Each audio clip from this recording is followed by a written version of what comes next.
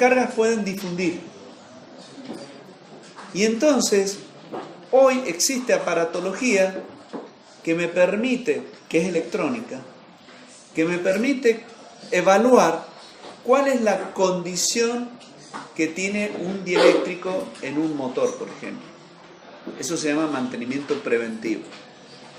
Entonces se hace esa medición y se evalúa si ese dieléctrico, si esa aislación que tiene ese motor está en condiciones buenas o regulares o malas de funcionamiento.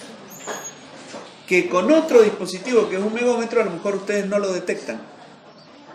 Lo ponen a funcionar el motor, funciona 2 horas y se quema.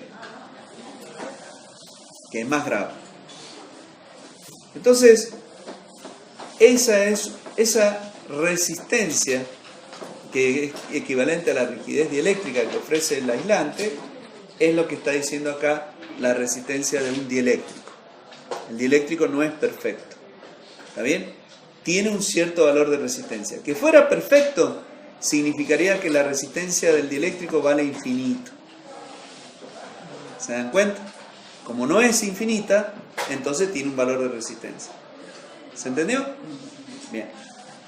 La otra dice por efecto Corona y por efecto Kelvin. El efecto Corona, ustedes no lo van a estudiar, pero existen los conductores de alta tensión. Cuando la tensión es elevada, la pérdida que ofrece el aislante hace que alrededor del conductor se forme una especie de nube, ¿sí? Que en algunos lugares se ve como si fuera un halo alrededor del conductor, y eso es por la falla de la aislación, el efecto Corona por la falla de la aislación del cable. El efecto Kelvin o efecto pelicular es un efecto que también se produce cuando la intensidad de la corriente es alta. El campo eléctrico en el centro del conductor hace que, al ser muy intenso, hace que las cargas eléctricas se desplacen hacia la superficie. ¿Sí? Y entonces las cargas eléctricas circulan por la superficie del conductor.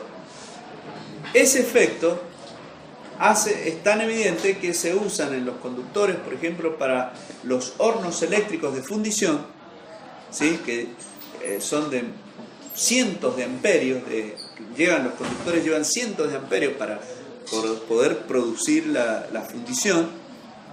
Esos conductores son huecos, se los fabrica huecos, en el centro son huecos, e incluso se les puede refrigerar por el centro para evitar que se funda el cable. ¿Está? Ese es el efecto Kelvin. Bueno, muy bien. ¿Cuando refrigeran con neumática hay que funcionar como eléctrico propio también? No.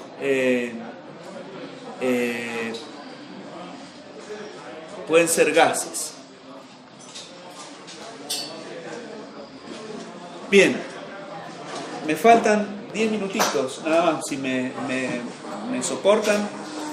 En la filmina 31 tienen la carga inductiva pura. Ahora tienen una carga inductiva pura, N, ¿sí?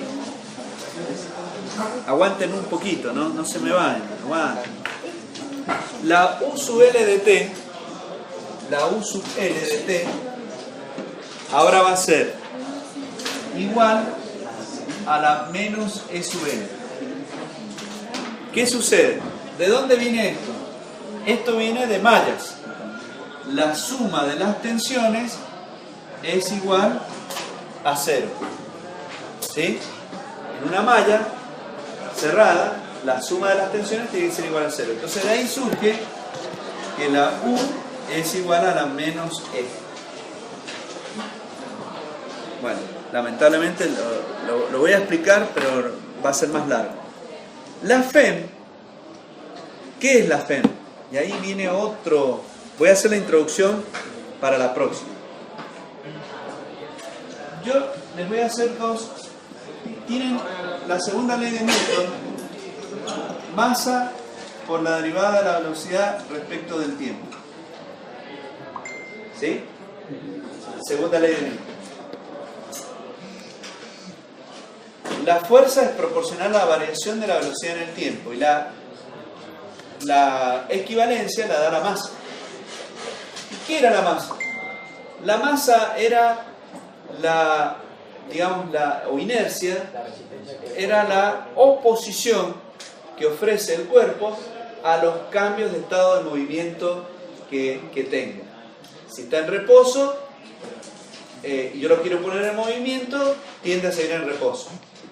Y si está en movimiento y yo lo quiero detener, bueno, tiende a seguir en el movimiento que trae. O sea, oponerse a los cambios de estado del movimiento. Cambios de estado del movimiento. Cambios de velocidad. ¿Está bien? Esa era la masa o inercia. En electricidad, nosotros podemos hacer una analogía con esta ley. Esa analogía la podemos hacer con la FEM en una inductancia debido a la variación de la corriente en el tiempo. La inductancia surge cuando hay una variación de corriente en el tiempo. Esto surge de la ley de Lenz-Faraday, menos n derivada del flujo respecto del tiempo. El flujo es n por i sobre la reluctancia y L es n por i sobre el flujo. Entonces, si yo despejo el flujo, me queda L sobre n, n por i sobre esto es n phi sobre i. Entonces, el flujo es L sobre n por i. Y la derivada del flujo respecto del tiempo es L sobre n por la derivada de la corriente respecto del tiempo. Si yo reemplazo esto acá, llego a esto. ¿Está? ¿Está? Si yo reemplazo esto que hice acá en la expresión de la Lenz-Faraday, llego a esto. ¿Sí? El coeficiente de autoinducción depende del número de espiras, del flujo y es inversamente a la corriente. Entonces, esto derivado y reemplazado acá me da la FEM, que es esta expresión que puse acá. Es equivalente esto con esto. ¿Se entiende? Pero a mí me sirve para comparar. Porque la FEM aparece cuando hay una variación de corriente en el tiempo. Y el L, que es el coeficiente de autoinducción, por analogía con la masa o la inercia en la mecánica, tiene un comportamiento similar. En una bobina, el coeficiente de autoinducción es la oposición a los cambios de corriente que se produzcan a través de él.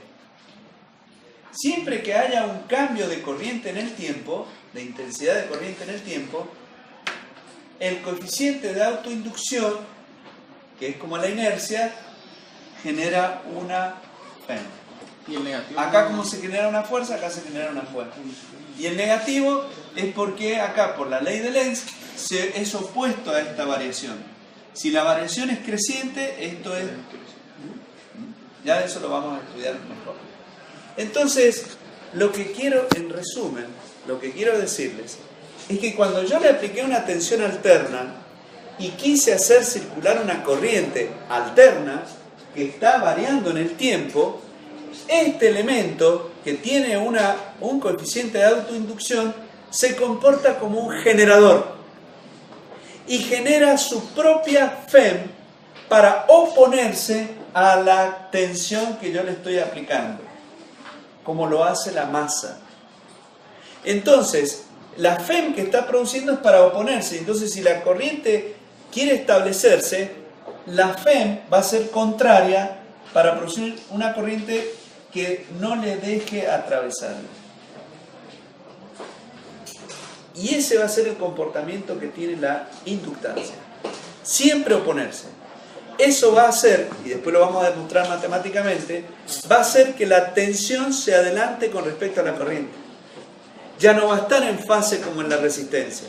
Ahora la tensión se adelanta 90 grados con respecto a la corriente. Primero va a aparecer la tensión y 90 grados después aparece la corriente. ¿Por qué? Porque se transformó en un generador y no le permitió que instantáneamente circule la corriente. ¿Se dan cuenta? Ese es el comportamiento que tiene la inductancia. Y el elemento dual de la inductancia, el elemento dual de la naturaleza de la inductancia, es la capacidad, que genera el mismo proceso, pero a la inversa. Ahora, lo que no va a dejar establecerse es la tensión. Primero va a aparecer una corriente y después va a aparecer la tensión. Eso es, digamos, lo que generan estos dispositivos, que matemáticamente lo vamos a ver en la clase que viene.